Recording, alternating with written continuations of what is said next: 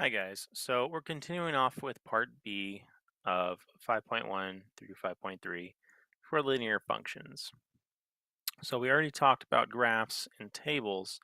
Now we're going on to this part right here, which is algebraic expressions with vertical descriptions.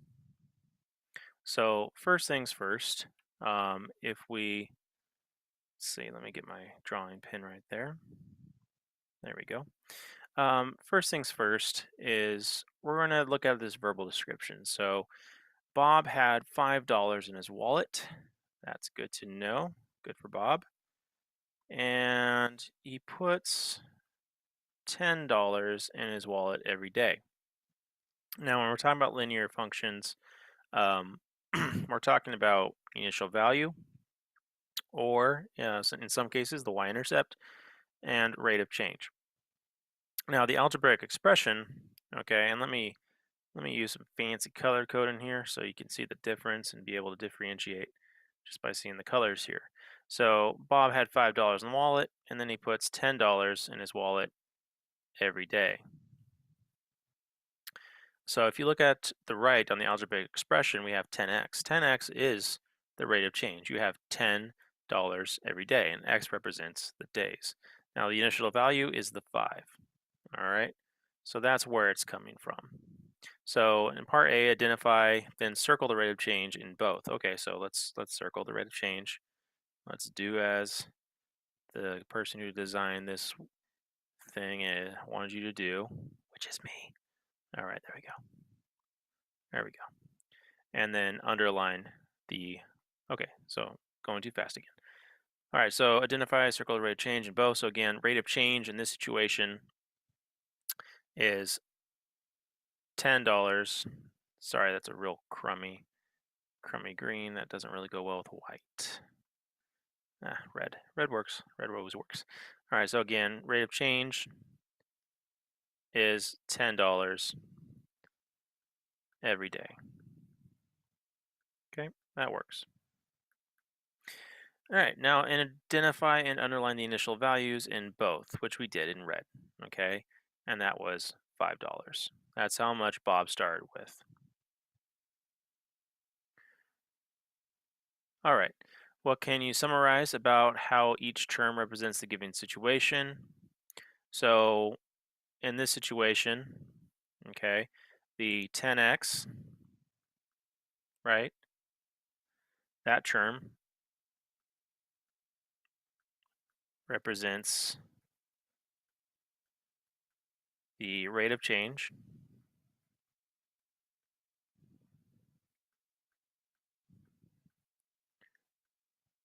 for every week or day,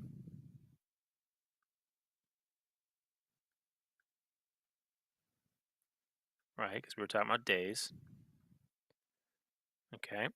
Um,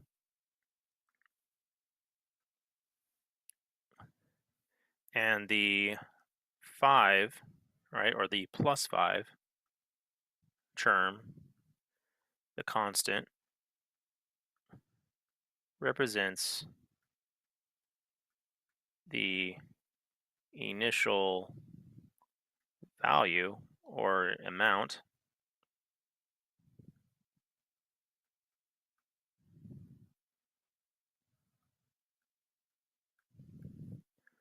Bob starts with.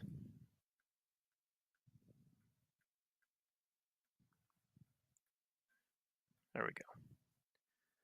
All right, so let's look at number 2.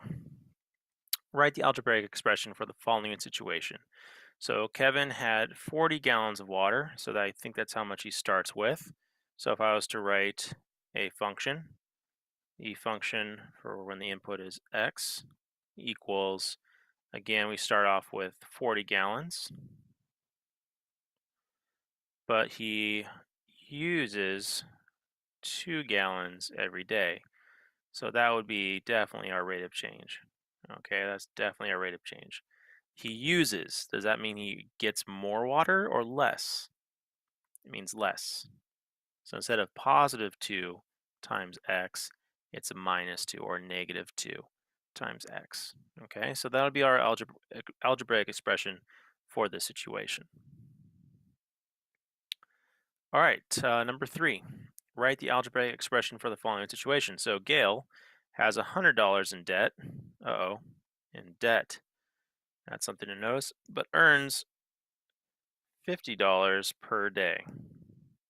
Okay, so let's see. We'll say the function of uh, g for Gail, maybe that's her function, of when the input is x, okay?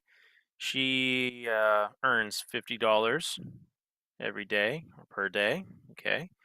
But she's not plus $100, she's in debt. So it's minus or subtract 100 or negative 100, right? Just be aware of the duality of the term, okay? It's not just minus 100, it's also plus negative 10 or negative 100. So just be aware of the duality. All right, number 4. Write the algebraic expression for the following situation. So Sam loses 5 points every game. Poor Sam. That seems like rate of change, right? Every game. But he started with 100 points. Okay, so if I was to write Sam, so the function of Sam for each game, which is x, in this situation, you could use a lowercase g if you want for game, equals 5. Oh, look at that. He loses 5 points. So it's negative 5x. But he started with 100 points. Okay, so he had plus 100, but he's losing 5 every game. So that would be a really good algebraic expression to represent that situation. All right. So homework is definitely for this page. Now notice how you start off with some verbal descriptions. So again, this is homework. So number 1, start off with the verbal description, then go to algebraic. Same thing with number 3. And then number 4, we do a little script flip, all right? So number 4, definitely do, but notice how from the algebraic expression, you go to the verbal description. You have to create a certain situation following that. Be creative, but try to be appropriate. All right, here we go. Number 5, same type of deal. So go from the algebraic expression to the verbal description. Create something. And then number 6, your paper looks a lot better than the file that I have open right now. But basically, you just create your own verbal and algebraic expression. All right, create some kind of a thing, money, time, something like that. Just be creative. Maybe Pokemon. All right, so section 2. So this is the other half of the video. So for section 2, forms of linear functions. Now, back in middle school, you have seen y equals mx plus b, right? And we call that slope intercept form. Now in Algebra 1, we use function notation. And again, that is the f of x, or the function for when the input value is x form. Okay, so big difference because we no longer, or sometimes we do, but not necessarily anymore. Okay, especially when we get to systems. Now, useful in identifying rate of change because why? Well, you get to see the slope right there, right? Useful for also seeing the initial value right away at first glance because it's right there. Okay, where do I start? And then what's my slope of my graph, or in this situation, my rate of change for this function. So for this example, I notice right away that my rate of change equals -5, okay? And my initial value is 50, okay? So again, we're very used to that, totally back in middle school. Now, standard form is the one that some kids just kind of go on ignoring, but it's very useful when determining real-world situations that occur at the beginning of a story or situation, which in graphs sometimes may be the y-intercepts or the initial values, and at the ending, which is usually at the x-intercepts, okay, of linear relationships on a graph. Now, so in this example, let's say we have 5x plus y equals 50. Now let's say x represents the cakes. Yummy. Okay, and y represents lollipops.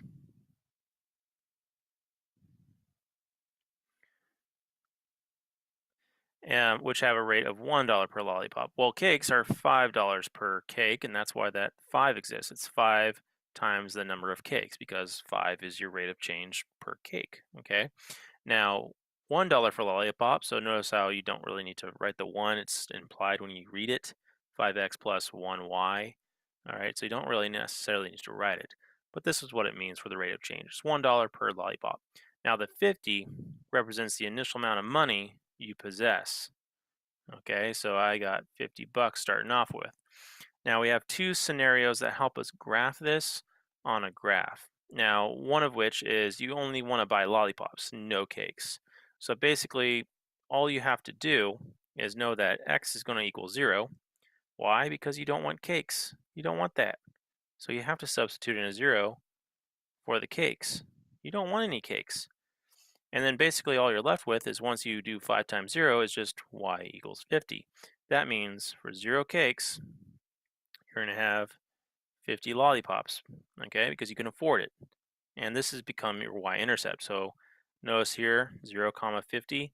All you want is your lollipops. That's all you really wanted. You don't want cakes, all right? Now, what about the other situation? Because we need 2 points to draw a line. So let's think about the other situation. You only want to buy cakes, no lollipops, okay?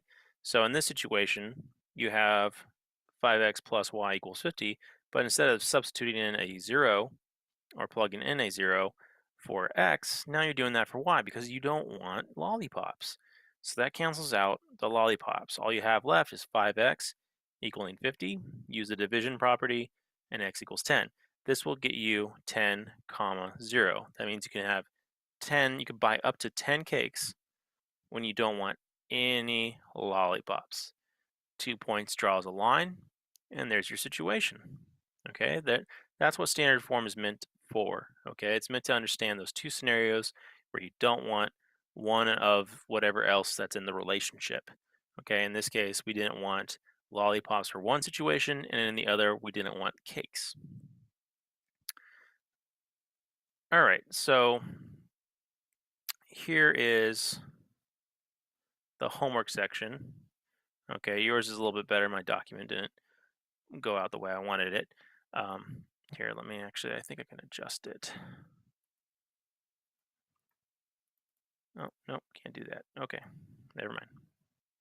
Okay, so this is homework. So number 1, pants cost $40 and shirts cost you $20, but you only have $200 to spend. So in standard form, this is part A, write the algebraic expression. So we have something times x plus something times y equaling how much money you have to start off with, okay? Now, go ahead and substitute, and oh, look at that. We're going to have to use P for pants and S for shirts. So it looks like farewell, X and Y. Say hello to P and S. So, pants, well, how much is the rate for pants? And then S, how much is the rate for the shirts? And then how much money do you have to spend, okay? So set up the equation and then think about your two situations just in my previous example where you didn't want cakes, how many lollipops can you have?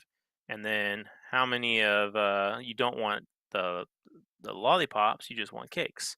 So that's what we're doing here. We're trying to find your y and your x intercepts. Okay, so remember your y-intercept, one's going to be 0 here, and your x-intercept, your output is going to be there. So remember pants here, shirts here. So if you don't want any pants, how many shirts are you going to get? You don't want any shirts, how many pants are you going to get? And that's going to basically give you an idea of where to draw your line. All right, so go through all these using your intercepts, graph the graph on the graph to your right. Yeah, and then also use the graph, all right? So how many shirts would you afford to buy if you bought 3 pants, okay? You can actually find your answer if you go to 3.